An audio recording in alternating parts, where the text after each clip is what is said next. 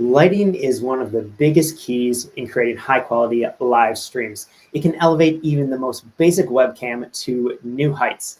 In this episode, we're going to talk all about some basic lighting practices that you can use to increase the quality of your live videos to make sure you look great in each and every one of your streams. Hello and welcome. My name is Nick Walkuski, and in this video, we're going to be talking all about lighting and a lot of those basic practices. And I'm really excited you're here because on this show, we talk all about live video production and how you can increase the quality of your live streams. And this show is brought to you in partnership with BeLive. BeLive is a great streaming platform that helps make it very easy to go live. And if you want to learn more about them, you can go check out nickpolkuski.com/BeLive and be sure to use that code for an extra savings if you decide to purchase one of their plans. But I am really excited about everything that we have here, talking all about video, and I want to live stream video and how you can actually light your video so that you look your best. And I want to know from each and every one of you, are you currently using any special lighting in your streams? Are you, do you have any sort of light, whether it's a little lamp? Are you just using window light? What are you using for your lighting your live streams? Be sure to let me know if you're using any special by just lighting by saying yes or no in the comments below. And I'm very excited to talk about this. This is an area that I've slowly been learning more and more and more about here over the last several years of doing video production. I am by no means an expert in this topic, but I am constantly learning, trying to improve the quality of my lighting. So this is something that I am currently kind of going through right now, working to really improve my lighting quality. So I want to hear from you as we talk about some of the basics here. Let me know what questions you have. Leave them in the comments. I'm going to answer as many of their questions as I possibly can. And in this episode, we're going to talk kind of a wide range from free lighting strategies all the way up to really nice, more professional studio quality lighting, and talk about some gear, talk about some techniques, tips, and tricks to help make your lighting really dialed in for your live stream. So I'm excited to get started talking to you all about this. So our very first area that we're going to talk about when it comes to lighting your live streams is to actually use natural light. This is going to be free and it's going to be available. And honestly, natural lighting can be some of the best lighting. It can have a really great quality light in your videos. But there are a few things you need to be worried about, need to consider. So if you are in a space where you have a lot of natural light coming in, awesome. And if that's where you are in terms of budget-wise, definitely use that natural light when available to the best of your ability.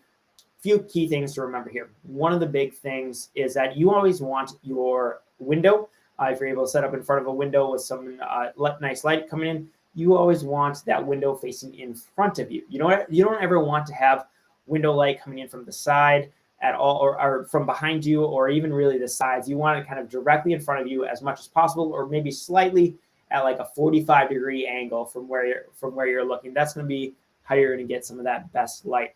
The other thing to really keep in mind around natural light is that it's going to vary. It's going to, you might have cloud cover pass through. You might have, you might get a storm suddenly, or you might take you a while to do your live streams. So that lighting could change throughout the day, depending on when you decide to do your live streams. Maybe you don't always do it at the same time every single day.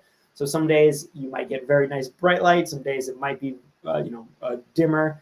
You might get some harsh sunlight coming through. The best really is going to be kind of those slightly overcast skies, where it's just kind of filtering through, giving you a nice soft light versus that really harsh light. Cloud cover is actually very good for that natural light if you really want that coming in. So I want to see just how people are starting to comment about their special lighting. And Chris here says, I am at the dining table and have two little LED panels next to the laptop screen. That's great. That's excellent.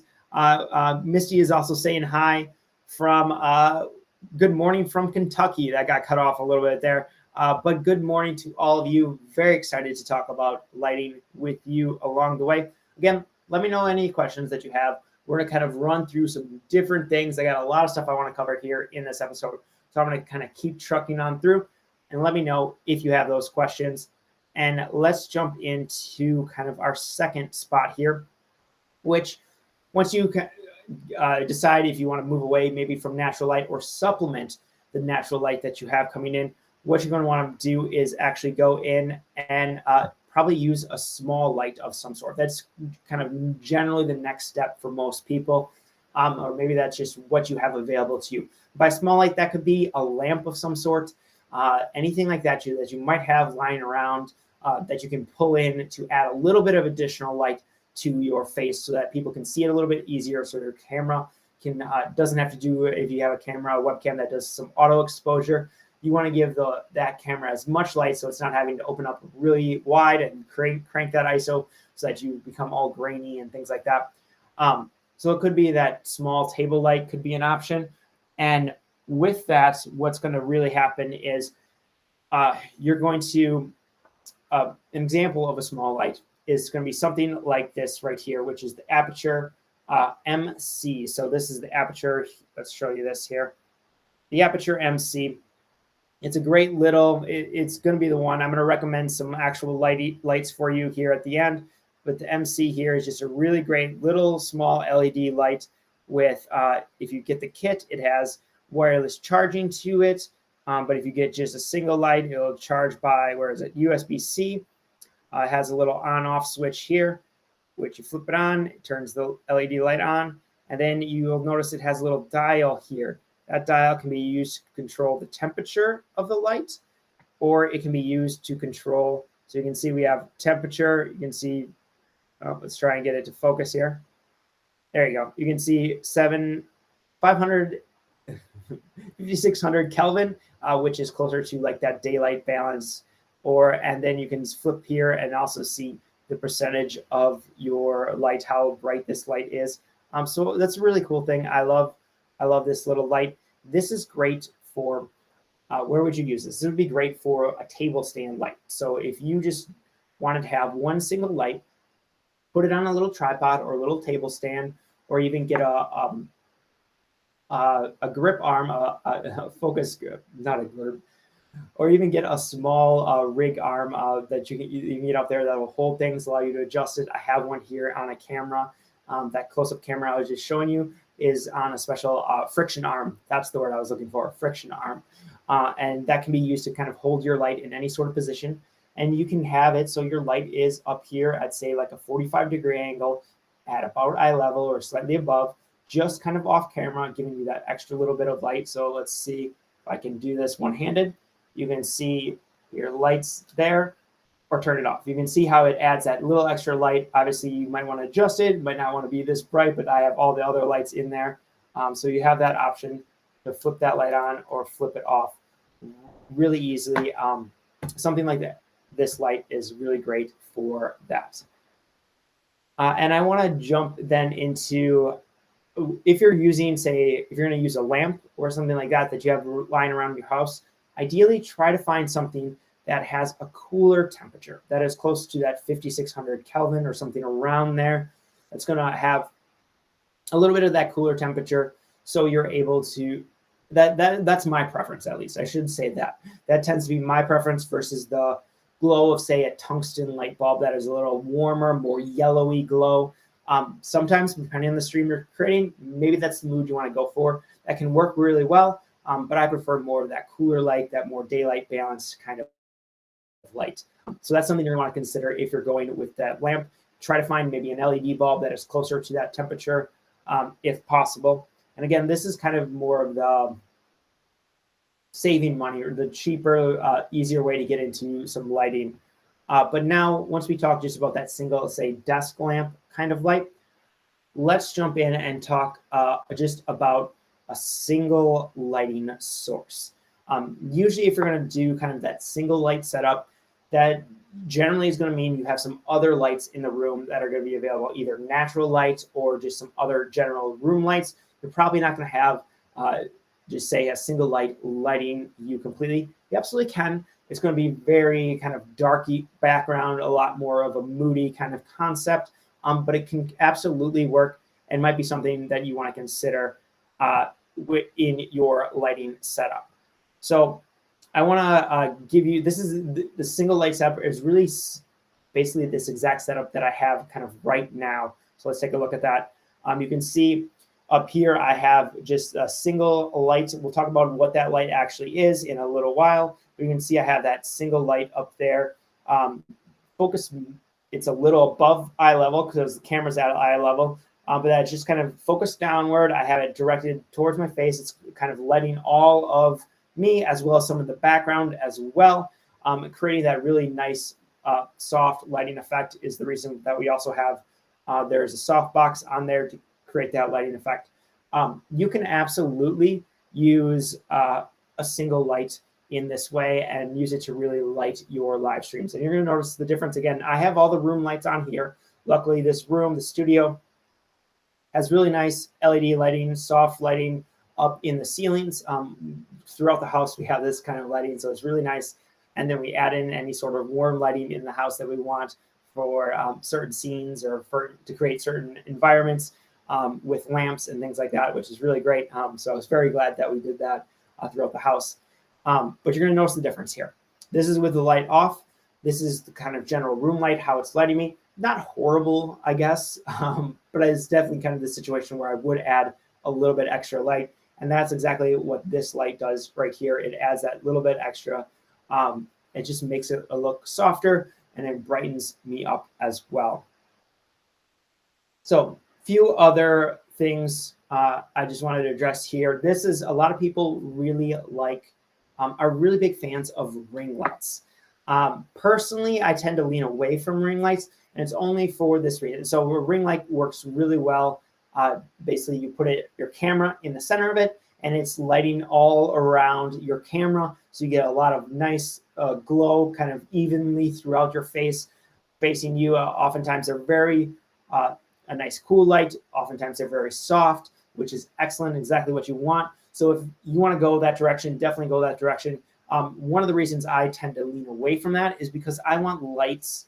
I think lighting is an area that you should make a nice investment in, something that will last for a while. And I want to have multiple uses for things like lighting. So the ring light works really well in that exact situation. But if you're going to pull the lighting away and try to use it in some other settings, like say off to the side as a main key light, it doesn't always work super well because you can sometimes see that ring there around the light, which doesn't work really well for what I potentially want to use it in terms of lighting products or lighting other shots, more interview style shots.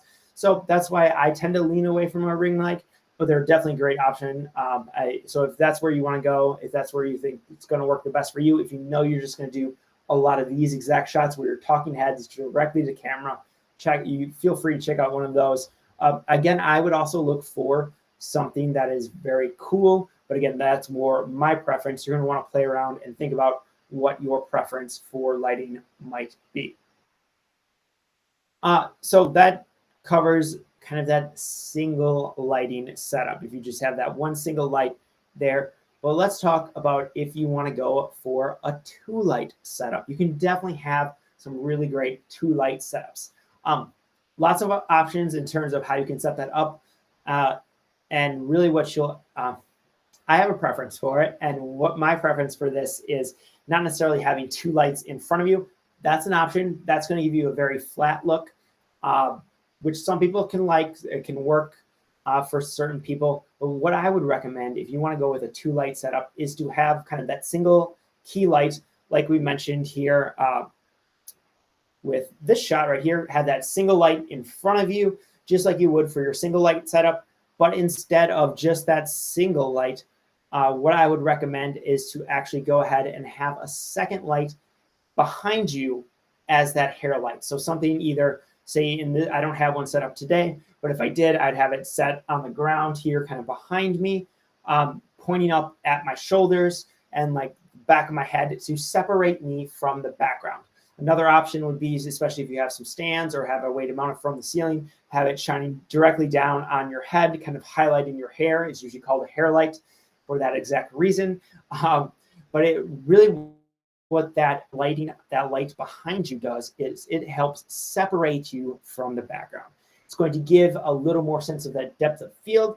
and it's going to help you really stand out, kind of highlight your shoulders, and it really just gives a really amazing, appealing look. And it's one that I would recommend. Yeah, Dr. Ello, I just saw that. Love that setup, and I agree. That's honestly the setup I go for most times with people. It's just that single key light, and then that hair light or lighting hair light essentially is what it is coming in from the background. I think it gives a really amazing look. So if you're looking to kind of slowly progress in terms of lighting, that's where I would go next for most people, is recommend just adding that second light point, the second lighting point, and just use it as that hair light. Really amazing spot there. Now, and a big reason I think that